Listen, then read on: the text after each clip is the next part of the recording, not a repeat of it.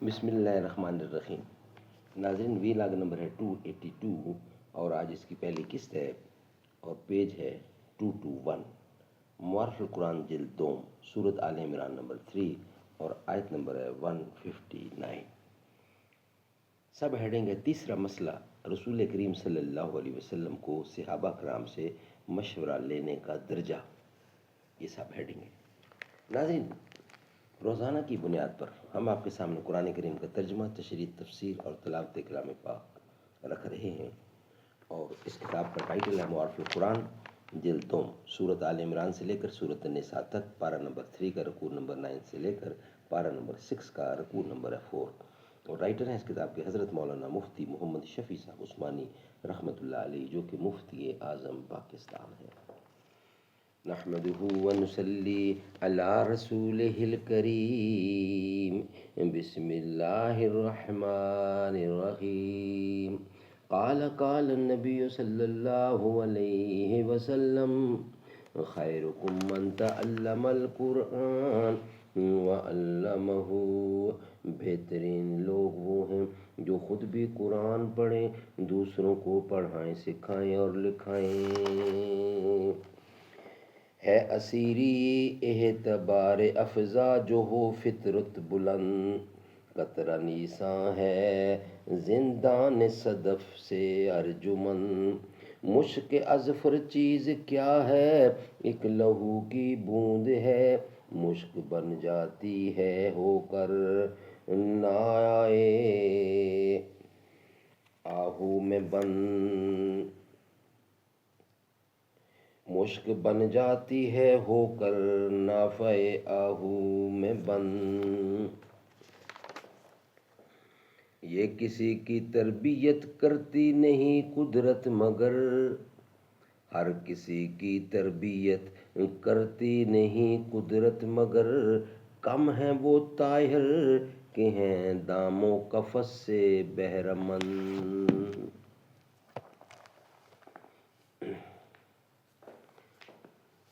وی log number 282 آج پہلی قسط ہے اور 221 اس کا پیج ہے۔ تیسرا مسئلہ، رسول کریم صلی اللہ علیہ وسلم کو صحابہ کرام سے مشورہ لینے کا درجہ۔ آیت میں حضرت صلی اللہ علیہ وسلم کو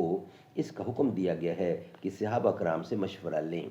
اس میں یہ اشکال ہے کہ حضرت صلی اللہ علیہ وسلم اللہ تعالیٰ کے رسول اور صاحب وحی ہیں، آپ کو کسی سے مشورہ لینے کی کیا حاجت ہے؟ آپ کو ہر چیز حق تعالیٰ کی جانب سے، حق تعالیٰ کی طرف سے بذریعہ وحی معلوم ہو سکتی ہے۔ اس لیے بعض علماء نے اس حکم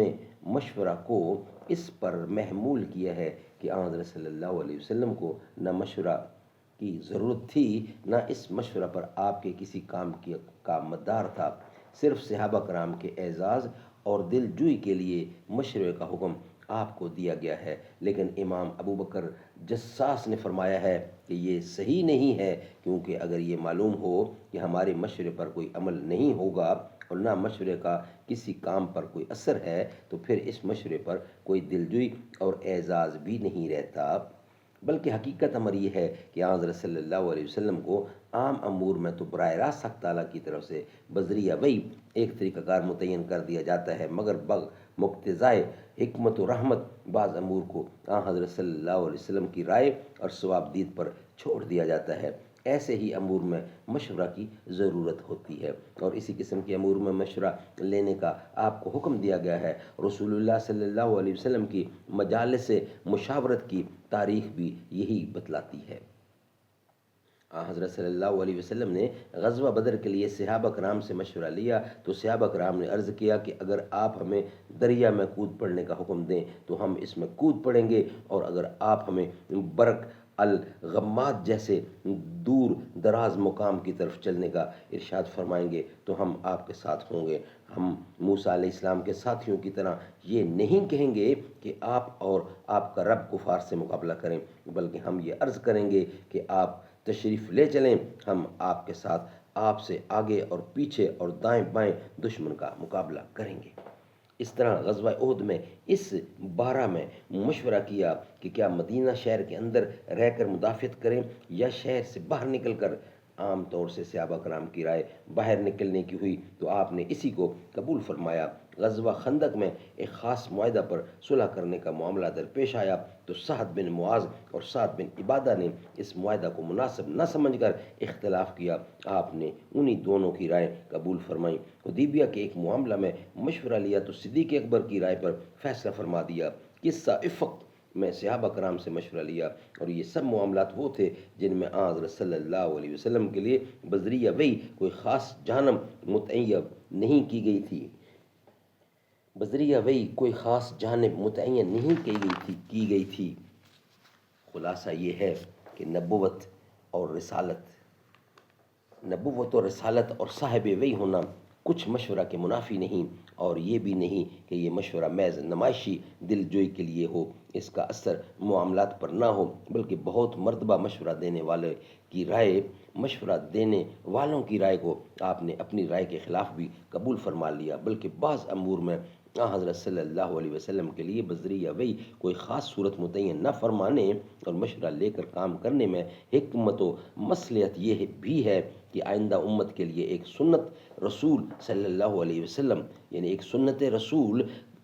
کریم صلی اللہ علیہ وسلم کے عمل سے جاری ہو جائے کہ جب آپ کو بھی مشورہ سے استغنا نہیں تو پھر ایسا کون ہے جو استغنا کا دعویٰ کر سکے۔ اسی لیے رسول کریم صلی اللہ علیہ وسلم اور صحابہ کرام میں ایسے مسائل میں مشاورت کا طریق ہمیشہ جاری رہا جن میں کوئی نص شرعی نہ تھی، اور حضرت صلی اللہ علیہ وسلم کے بعد صحابہ کرام کا بھی یہی معمول رہا، بلکہ بعد میں تو ایسے احکام شریعہ کی دریافت کے لیے بھی مشورے کا معمول رہا جن میں قرآن و حدیث کا کوئی صریح فیصلہ نہیں تھا، کیونکہ حضرت علی کرم اللہ وجہ کے سوال کے جواب میں حضرت صلی اللہ علیہ وسلم نے یہی طریقہ کار بتلایا تھا۔ سبحان اللہ۔ ناظرین، چوتھا مسئلہ،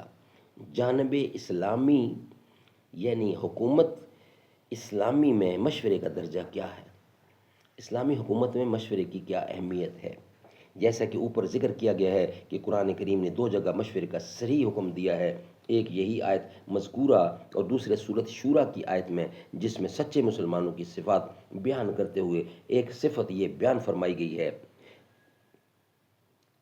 وَأَمْرُهُمْ شُورَىٰ بَيْنَهُمْ، یعنی اور ان کا کام آپس کے مشورے سے ہوتا ہے۔ ان دونوں جگہ پر مشورہ کے ساتھ لفظ امر مذکور ہے، اور لفظ امر کی مفصل تحقیق اوپر بیان ہو چکی ہے کہ ہر محتم بشان قول و فعل کو بھی کہا جاتا ہے، اور حکم اور حکومت کے لیے بھی بولا جاتا ہے۔ امر کے خواہ معنی اول مراد لیں یا دوسرے معنی، حکومت کے معاملات میں مشورہ لینا بہر صورت ان آیات سے ضروری معلوم ہوتا ہے۔ حکومت یا حکم یا حکومت مراد لینے کی صورت میں تو ظاہر ہی ہے، اور اگر معنی عام لیے جائیں جب بھی حکم اور حکومت کے معاملات محتم بشان ہونے کی صورت سے قابل مشورہ ٹھہریں گے۔ اس لیے امیر اسلام کے فرائض میں سے ہے کہ حکومت کے اہم معاملات میں اہل حل و عقد سے مشورہ لیا کرے۔ قرآن کریم کی آیات مذکورہ اور رسول کریم صلی اللہ علیہ وسلم اور خلفائے راشدین کا مسلسل تعامل اسی کی روشن سند ہے۔ ان دونوں آیتوں میں جس طرح معاملات حکومت میں مشورہ کی ضرورت واضح ہوئی ہے، اسی طرح ان سے اسلام کے طرز حکومت اور آئین کے کچھ بنیادی اصول بھی سامنے آ گئے کہ اسلامی حکومت ایک شورائی حکومت ہے جس میں امیر کا انتخاب مشورے سے ہوتا ہے، خاندانی وراثت سے نہیں۔ آج تو اسلامی تعلیمات کی برکت سے پوری دنیا میں اس اصول کا لوا مانا جا چکا ہے۔ شخصی بادشاہتیں بھی طوعاً و کرہاً اسی طرح آ رہی ہیں، لیکن اب سے 1400 برس پہلے زمانہ کی طرف مڑ کر دیکھیے، جبکہ پوری دنیا پر آج کے 3 بڑوں کی جگہ 2 بڑوں کی حکومت تھی، ایک کسریٰ اور دوسرا قیصر، اور ان دونوں کے آئین حکومت شخصی اور وراثتی بادشاہت ہونے پر مشترک تھے،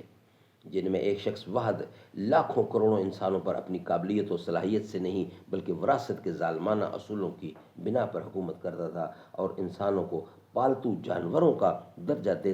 دینا بھی بادشاہی انعام سمجھا جاتا تھا۔ یہی نظریہ حکومت دنیا کے بیشتر حصے پر مسلط تھا۔ صرف یونان میں جمہوریت کے چند دھندلے اور ناتمام نقوش پائے جاتے تھے، لیکن وہ بھی اتنے ناقص اور مدھم تھے کہ ان پر کسی مملکت کی بنیاد رکھنا مشکل تھا۔ اسی وجہ سے جمہوریت کے ان یونانی اصولوں پر کبھی کوئی مستحکم حکومت نہیں بن سکی، بلکہ وہ اصول ارسطو کے فلسفہ کی ایک شاخ بن کر رہ گئے۔ اس کے برخلاف اسلام نے حکومت میں وراثت کا غیر فطری اصول باطل کر کے امیر مملکت کا عزم و نسب جمہور کے اختیار میں دے دیا، جس کو وہ اپنے نمائندوں اہل حل و عقد کے ذریعہ استعمال کر سکیں۔ بادشاہ پرستی کی دلدل میں پھنسی ہوئی دنیا اسلامی تعلیمات ہی کے ذریعے اس عادلانہ اور فطری نظام سے آشنا ہوئی، اور یہی روح ہے اسی طرز حکومت کی جس کو آج جمہوریت کا نام دیا جاتا ہے۔ موجودہ طرز کی جمہوریتیں کیونکہ بادشاہی ظلم و ستم کے رد عمل کے طور پر وجود میں آئیں تو وہ بھی اس بے اعتدالی کے ساتھ آئیں کہ عوام کو مطلق العنان بنا کر پورے آئین حکومت اور قانون مملکت کا ایسا آزاد مالک بنایا کہ ان کے قلب و دماغ زمین و آسمان اور تمام انسانوں کے بیدار کرنے والے خدا اور اس کی اصلی مالکیت و حکومت کے تصور سے بھی بیگانہ ہو گئے۔ اب اس کی جمہوریت خدا تعالیٰ ہی کے بخشے ہوئے عوامی اختیار پر خدا تعالیٰ کی عائد کردہ پابندیوں کو بھی بار خاطر خلاف انصاف تصور کرنے لگیں۔ اسلامی آئین نے جس طرح خلق خدا کو کسرا و کیسر اور دوسری شخصی بادشاہتوں کے جبر و استبداد کے پنجے سے نجات دلائی، اسی طرح ناخدا آشنا مغربی جمہوریتوں کو بھی خدا شناسی اور خدا پرستی کا راستہ دکھلایا اور بتلایا کہ ملک کے حکام ہوں یا عوام خدا تعالیٰ کے دیے ہوئے قانون کے سب پابند ہیں۔ ان کے عوام اور عوامی اسمبلی کے اختیارات قانون سازی اور عزل و نسب خدا تعالیٰ کے مقرر کردہ حدود کے اندر ہیں۔ ان پر لازم ہے کہ امیر کے انتخاب میں اور پھر عہدوں اور منصوبوں کی تقسیم میں ایک طرف قابلیت اور صلاحیت کی پوری رعایت کریں تو دوسری طرف ان کی دیانت و امانت کو بھی پرکھیں۔ اپنا امیر ایسے شخص کو منتخب کریں جو علم، تقوی، دیانت، امانت، صلاحیت اور سیاسی تجربہ میں سب سے بہتر ہو۔ پھر یہ امیر منتخب بھی آزاد اور مطلق العنان نہیں بلکہ اہل رائے سے مشورہ لینے کا پابند رہے۔ قرآن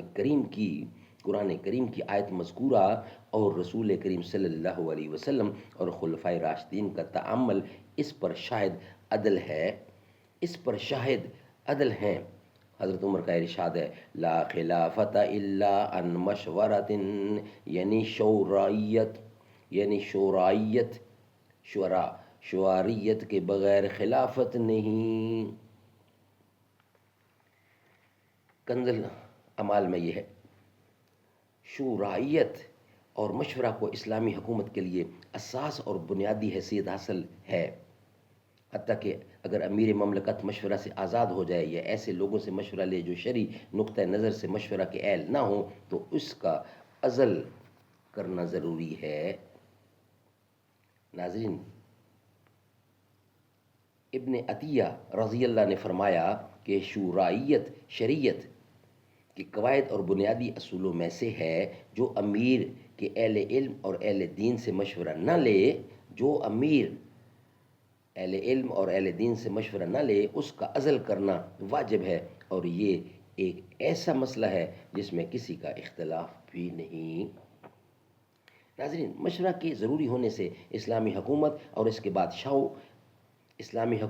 کے باشندوں پر جو ثمرات اور برکات حاصل ہوں گے، اس کا اندازہ اس سے لگائیے کہ رسول کریم صلی اللہ علیہ وسلم نے مشورہ کو رحمت سے تعبیر فرمایا۔ ابن عدی اور بہقی نے ابن عباس رضی اللہ سے روایت کیا ہے کہ جب یہ آیت نازل ہوئی تو رسول اکرم صلی اللہ علیہ وسلم نے ارشاد فرمایا کہ اللہ اور اس کے رسول کو اس مشورہ کی حاجت نہیں، لیکن اللہ تعالیٰ نے اس کو میری امت کے لیے ایک رحمت بنایا ہے۔ بیان القرآن۔ مطلب یہ ہے کہ اگر اللہ تعالیٰ چاہتا تو اپنے رسول کو ہر کام بذریعہ وہی بتلا دیتا، کسی کام میں بھی مشورے کی ضرورت نہ چھوڑتا، لیکن امت کی مصلحت اسی میں تھی کہ آپ کے ذریعے مشورہ کی سنت جاری کرائی جائے، اس لیے بہت سے امور ایسے چھوڑ دیے جن میں صراحتاً کوئی وہی نازل نہیں ہوئی، ان میں آپ کو مشورہ لینے کی ہدایت فرمائی۔ ناظرین، یہ ویلاگ ہمارا یہاں ہی کمپلیٹ ہوتا ہے۔ نیکسٹ ویلاگ انشاءاللہ ہمارا جو ہوگا اس میں ہم آپ کے سامنے رکھیں گے 5واں مسئلہ، اور مشورے میں اختلاف رائے ہو جائے تو فیصلہ کی کیا ضرورت ہوگی، یہ ہم آپ کے سامنے رکھیں گے انشاءاللہ نیکسٹ ویلاگ کی صورت میں۔ یہ ویلاگ ہمارا یہاں ہی بند ہوتا ہے۔ جسے دیکھنی ہو جنت وہ مدینہ دیکھ آئے،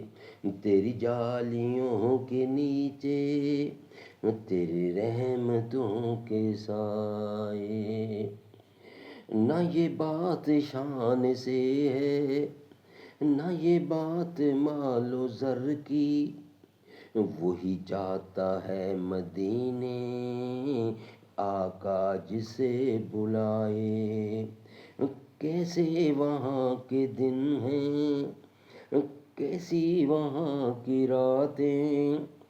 انہیں پوچھ لو نبی کا جو مدینہ دیکھ آئے،